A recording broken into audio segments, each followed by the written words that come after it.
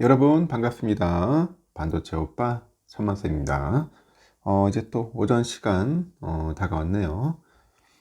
한번 또 달려보도록 하겠습니다. 뭐 새로운 소식들도 있고 하는데 여러분 아직 그 시청 안 하신 분들은 1교시 영상 꼭 시청하시고 저랑 같이 한번 또 오전 시간 영상 같이 한번 보자고요.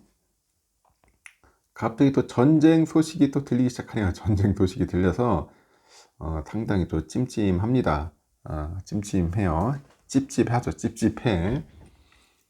이란에서 벌써 이제 공격을 한 것 같아요. 이스라엘 공격을 한 것 같고, 이게 악재로 변질되겠죠. 악재로 변질될 것 같습니다. 미국의 또 금리 인하 시기가 예상보다 늦어질 것이다. 그런 전망에 더해서 이란이 이스라엘을 향해서 이제 보복 공격이 나섰어요. 그래서 이번 주 국내 증시가 약세를 이어갈 거다. 약세를 이어갈 거라고 예상을 하는데, 이런 지정학적인 리스크에 투자 심리가 위축이 되다 보니 위험 자산 심리가 더 심화될 거다. 그런 가능성이 크기 때문이겠죠. 지난 12일에 뉴욕 증시 이란과 이스라엘의 무력 충돌이 임박했다는 소식만으로도 급락세를 보였습니다. 증권가에서는 물가랑 금리, 유가 등 글로벌 매크로 환경에 대한 불확실성이 커진 데다가 여기에 또 중동 리스크, 중동 참 피곤합니다. 이 리스크까지 더하다 보니 이 국내 증시가 당분간 하방으로 뭔가 내려가지 않겠냐, 그 하방이 열린 그런 변동성에 노출되지 않겠냐, 뭐 그렇게 보는 것 같습니다. 하방이 열려 있어. 밑으로 계속 빠지는 거예요. 이에 따라서 증권가에서는 1분기 실적 개선이 명확한 일부 업종에 뭔가 수급이 몰리지 않겠냐. 수급. 그게 결국 뭐냐면은 실적 좋고 결국은 이익이 좋은 기업에만 좀 몰릴 것 같아요. 수급이 몰리지 않을까 하는 생각이 듭니다. 마켓 포인트에 보니까 지난주 코스피 지수가 전주 대비 1.19% 내렸죠. 2681.82에 장을 마감을 했습니다. 코스닥도 1.36% 떨어져서 860.47에 마감을 했고, 지난 한 주간 총선 결과에 이 밸류업 관련주가 하락한 점과 미국의 3월 CPI죠. 이 CPI가 시장 예상치를 좀 웃돌다 보니 미국의 연방준비제도 FED 금리 인하 기대감이 뭔가 사그라진 점, 이 사그라진 점이 지수에 좀 부담이 된 것 같습니다. 불확실성 속에서 변동성이 이어지는 와중에도 이 반도체 중심으로 외국인의 순매수가 지수 하단을 지지하면서 급락은 좀 피했는데, 외국인은 지난 8일부터 12일까지 코스피에서 4거래일 연속 순매수를 이어가면서 1조 5,894억 정도 사들인 거죠. 특히 외국인의 수급은 반도체 중심으로 갑니다. 외국인은 반도체다. 반도체로 갑니다. 삼성전자를 무려 1조 1,875억을 매수했어요. 삼성전자. 그리고 코스피 순매수 규모의 대부분이 삼성전자를 사는 데 쓴 겁니다.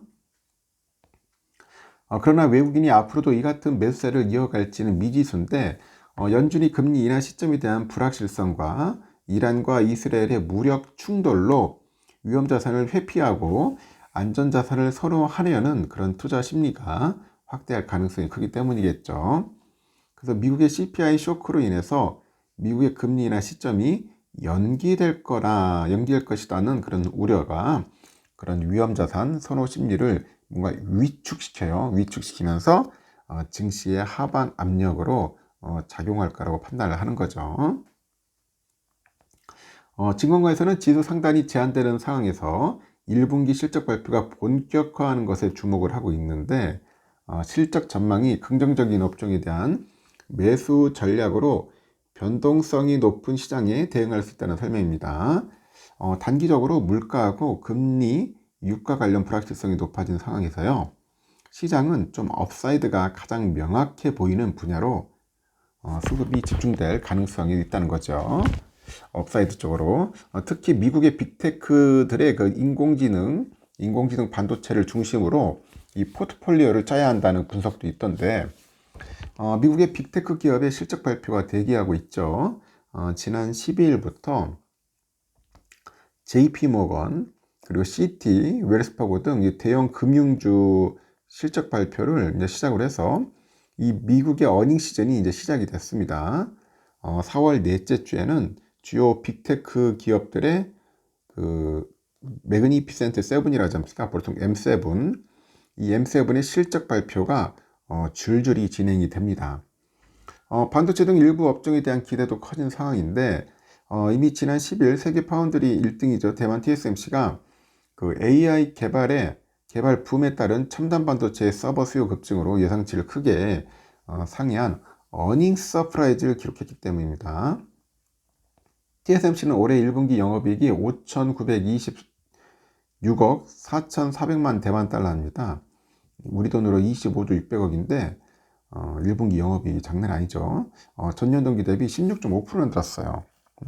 1분기 영업이익이 25조야, 25조. 대단하죠.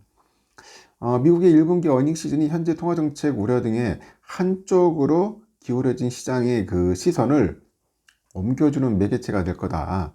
그래서 인플레이션 위험에 자극받고는 있지만은 어닝 시즌의 그 진입 이후에는 그 실적 기대에 반응을 할 것이다. 그런 얘기를 합니다. 반응할 것이다. 이어서 앞으로의 실적 결과가 분위기를 좌우할 것이다. 이렇게 내다보는 거죠. 여기에 경기 유동성, 통화정책 모멘텀이 부재한 상황인데, 하여튼 과열 해소, 매물 부담 이런 완화 국면이 전개될 것으로 예상을 하고, 코스피 2600선 이하에서는 그 뭔가 매수 관점에서 전략적 대응, 그리고 2750선 이상에서는 많이 오른 업종과 그런 종목 비중을 줄이고 단기 순환 매집 중요한다, 그런 얘기를 합니다. 결국은 뭐 단기라는 것은 결국 단기 투자, 단타치라는 것 같아요. 느낌이. 2600, 2750. 그러니까 이 사이에서 놀 것 같아요. 2600까지 빠지면은 좀 매수했다가 2750점 가면 또 매도하고. 그러면 결국은 왔다리 갔다리 하는 것 같습니다. 삼성전자도 좀 떨어질 것 같아요, 여러분. 좀 올라가기는 좀 힘들 겁니다. 아무리 그래도 이 전쟁이라는 이 특수한 변수가 있기 때문에 좀 올라가기는 조금 버벅거릴 것 같아요. 그렇다 해서 많이 빠지지는 않을 것 같고, 빠지더라도 한 2,000원 이내, 거기서 왔다 갔다 하지 않을까. 올라가는 데는 좀 막혀 있는 그런 느낌이 듭니다. 빨리 전쟁이 끝났으면 좋겠어요. 하여튼 별로 좋지 않는 아주 찝찝한 전쟁이 시작됐다는 겁니다. 참고하시기 바랍니다.